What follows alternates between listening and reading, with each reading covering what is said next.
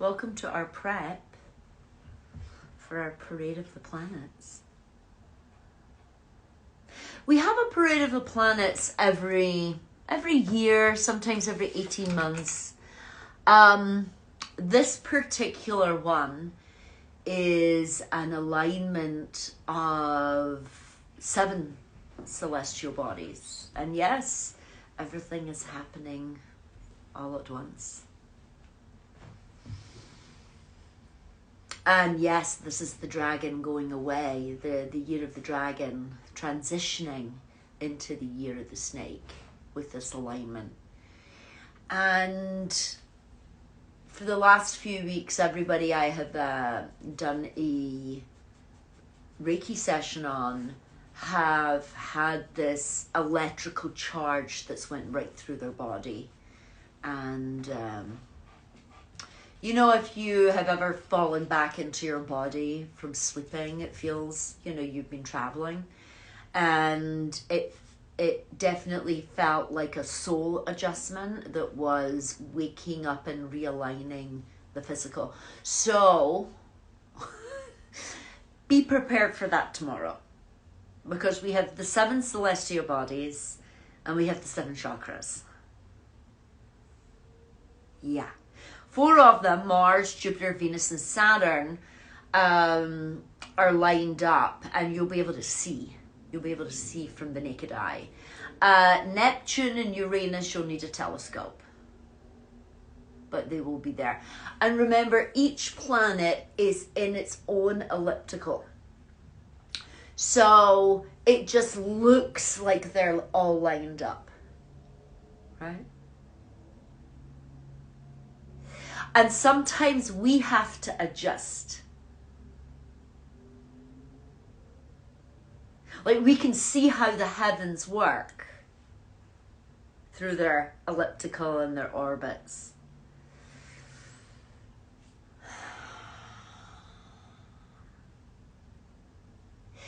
But we have to know how the heavens are working for us and what it is asking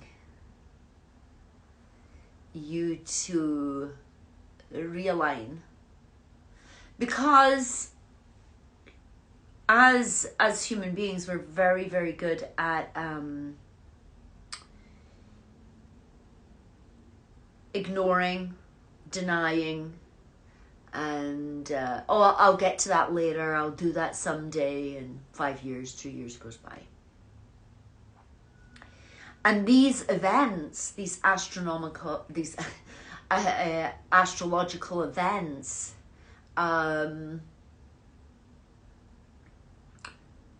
force us sometimes to look at our misalignment, look at our what we need to quit and cut out of our life. And this one coming up before this Parade of the Planets, 4 days before the lunar new year of the snake, is telling us to really start to align our energy, really start to look at our Kundalini energy and that coiling at the root, and how we can get that, access to bring forward what we are here to bring forward as an opportunity. So our prep tomorrow, I would say, is, to, if you do yoga, to do some twists, to do some, maybe some seated yoga. Yoga, when it first started, was most of the asanas were on the ground. It was only later that the standing poses were added. So I would do some, like a seated practice where you're doing some twists, you're bringing your knee in, you're bending forward, and just kind of get into that core and start to move some of the toxins out of your body. That's what twists are for in yoga. It is a way for us to, it's like a towel right? Your spine. So imagine it like a wet towel. And when you start to wring out, right, you're getting rid of that excess that is being held energetically. So when we do a twist, right, whether it's like that, you know, seated in the other way, we're starting to wring out the kidneys. That's what we're really wanting to achieve. Hi, Bodhi. Bodhi's watching me. He's such a darling dog in New York. So yeah, so tomorrow I would just do some light, if you do some light working out, maybe you want to go for just a walk with your dogs, or just a walk with your family. But you might feel like, you know, I don't know your astrological chart. You might feel like you really need to lay in bed and, you know, have an extra hour, or you might need to bounce out of bed and go to a boxing class. It's about really inner listening and being in that tuning. And taking that tuning very seriously of what it's telling you. This is what was so beloved about David Lynch. He really polished, and any whisper, anything that dropped in was cherished. And I think everybody gets a message, everybody gets a transmission, but we have so many different mechanisms to get rid of what we don't want to hear sometimes, because it's inconvenient, you know. It's difficult. It's, oh, I knew I needed to do that, I don't want to do it, whatever it is. But this is the year that that dragon is landing, right? That dragon is landing into the snake, which is on its belly. There's few snakes that come up. You know, yes, they dart and bite you, you know, but cobra is probably, maybe, I don't know, I'm not a snake aficionado, but cobra is the one that kind of comes out and puffs its hood as a warning. And this year is for you to find your puff and your hiss. And being present with that, rather than feeling depleted and moaning about something for 2 weeks because you weren't present in the moment to address it, or you didn't have the tools of nonviolent communication, or you were caught off guard and you didn't know what to say. So really kind of articulating what your vision is, what you want, how you want to come across, right? The snake energy is also about the underbelly, right? The corruption,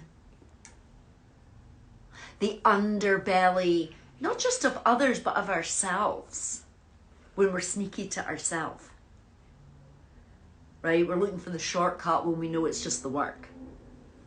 Just do the work. Quicker you get to doing it, the quicker you'll be out of here. The quicker you'll be finished. And also being aware of the snakes in your life. But not in a way that is depleting and, oh my God, that person's so jealous of me, that person doesn't want the best for me. You know, rather than just being like, okay, I'm a big girl, I'm a big boy, I'm a big individual. You know, what is it I need to know and what is it I need to move forward? That's disappointing. That is unfortunate. Because I've invested time in this person, whether that's a relationship, romantic partner, business, but potential business partner. But you see, right? You snee the snake eyes. And that's having that kind of more of a kind of grown up energy of, I'm glad I saw it. I'm glad I haven't signed on the dotted line. I'm glad I haven't given this more. Or I'm kind of glad that I don't need to waste any more time on this. It might be disappointing. You've spent 5 years, you've spent 10 years working with someone, and you need to see it as liberation. Liberating you from something that just isn't working. You know, I see it in business a lot where people knew that they should have walked away 3 years before, 4 years before, and then they become depleted because you know you're in a toxic environment, you know, and you're waiting for the bite. So this parade of the planets is for you to, between tomorrow and the Lunar New Year on the 29th, which I'm doing an event, it is for you to start to get really honest with yourself. You know, the Aurora Boreas, which was the symbol. There's many symbols of the snake. There's the serpent in the garden. There is cobra in yoga. There is Kundalini energy. There's so many aspects of the snake energy. But the one that really spoke to me at the beginning of the year was the Aurora Boreas. And the Aurora Boreas is the cycle of the Alpha and the Omega. It is the snake with its tail in the mouth. It's that completion of a cycle. It's like, you know, when you read a book and the author could have went more than another 5 pages with that chapter. But how did they know to finish that chapter? There. Because they knew that there was more to tell in the story. Right? There was more in the future story to tell, that chapter needed to end. And this is the problem I see in a lot of people's lives. Is they don't want to end that chapter. And then they wonder why they're ill. And they're sick. Because they're sick of being sick of themselves. They're sick of making excuses. They're sick of the chapter going on and on and on and on with the same story. Like there's no hero's journey where you activate. Because in the year of the snake, the poison is the antidote. Right? The poison is your vaccination, right? The poison is, you know, when you were little and you realized something was poisonous, you realized somebody was poisonous, you realized that they were trying to poison your well, and you were like, oh, great, now I know, I don't want to be friends with that group, or I want to go over here. Once you understand that poison is actually your liberation, and it's your protection from encountering it again. You've been through it, you've done it.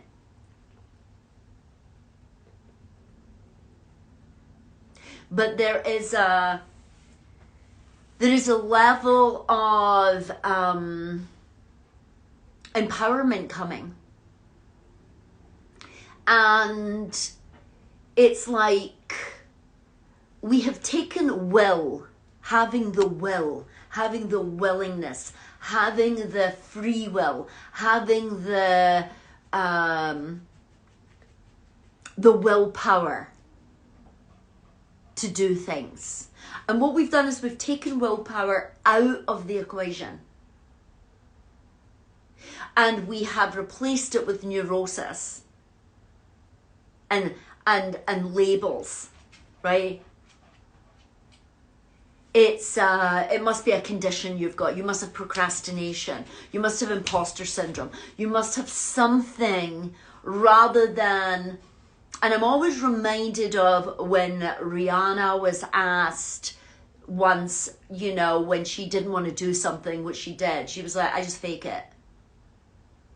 And that is another word for being like, I didn't feel like it. I don't want to go out sometimes, but I make myself do it. Now take that into, I don't want to look at my health. I don't want to look at my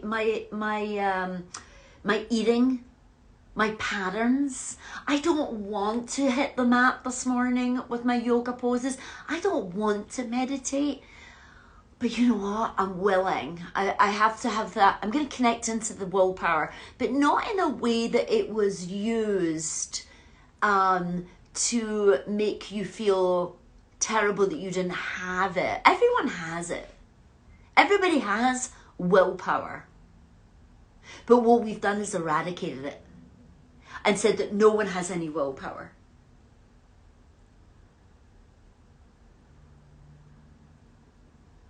But sometimes it's just the willingness to tap into a little bit of your power. It's just willingness. The willingness to give it a go. The willingness to slither into the class, right? The willingness to kind of lie on your mat. Right? You might lie on your mat, but you got out your bed and you rolled your mat out and you went into Shavasana, because that's maybe all you could muster. But there's a willingness to create a practice. And then looking where this unwillingness is. Is that the toddler? Is that the 2-year-old? You can't make me do it. I don't want to do it. Why are you forcing me to do it? No one's going to force you anymore. That was in the 90s, you know, when we had friends that were like, what are you doing? This is crazy. No one's going to say that anymore because people are frightened of being attacked or being told that they are bullying. You're bullying me. So you don't have cheerleaders anymore because people are minding their own business. They don't want someone to come on their Instagram or their Facebook and say, oh, my best friend was my best friend, but, you know, she wanted the best for me, or he wanted the best for me, but I, you know, they just it felt bullying. And what we're doing is we're outsourcing. We're outsourcing our own power. And I get it. Sometimes we need friends. Sometimes we need a collective. Sometimes we need a class. But asking yourself the yogic principles of, where's my own self-discipline? Where is my own self-determiner of my energy?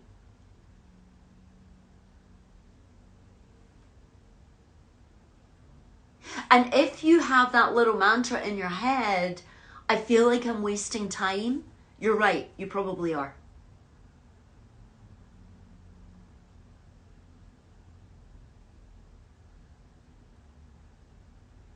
But someone else might say, oh, you're wasting time. Let's talk about your procrastination. And then we're focusing on the procrastination and the not doing it and why you're not doing it and how come you're not doing it. What's the pattern? And when you focus on, you get more.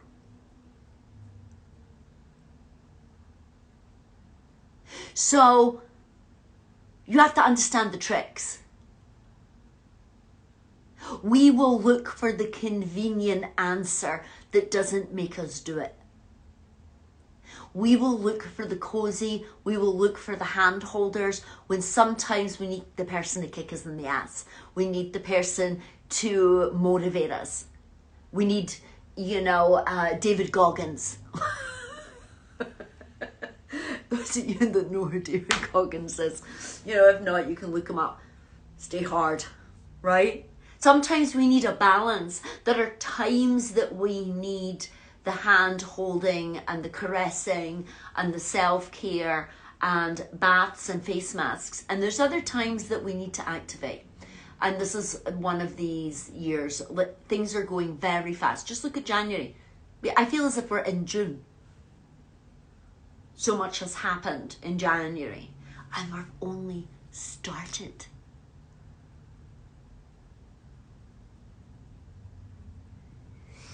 So I will see you tomorrow for Parade of the Planets. I will be doing a distance healing session. I will be using a student of mine who is also in a huge change and transition. So she's a perfect proxy for this. And if you are participating, it's on my website. It's in the link tree. You can send me your full name and your location and anything that you want to be working on. But this is a group class. It is not an individual session. So there will be an overarching topic because of the people that are joining. Right? Which makes it really interesting, because really everybody that's joining is really kind of creating what they're feeling into. And it makes it very dynamic. It was very powerful last month. We've just started doing this. And yeah, get ready. It is, you have another 5 days between now and the Chinese New Year, lunar calendar, Year of the Snake. And you can feel it. I'm sure you can feel it. You can feel the vampires. You can feel like where your energy's draining. You can feel all of that. And you need to make some decisions between now and the 29th. And this is to help you, you know, with this clearing out, this winter clean, right? Yeah, I'm very excited too, Annie. I think it's going to be, you know, very powerful. So thank you so much. It was so good to see you all. And I will see you tomorrow. It's in the link tree. It's in the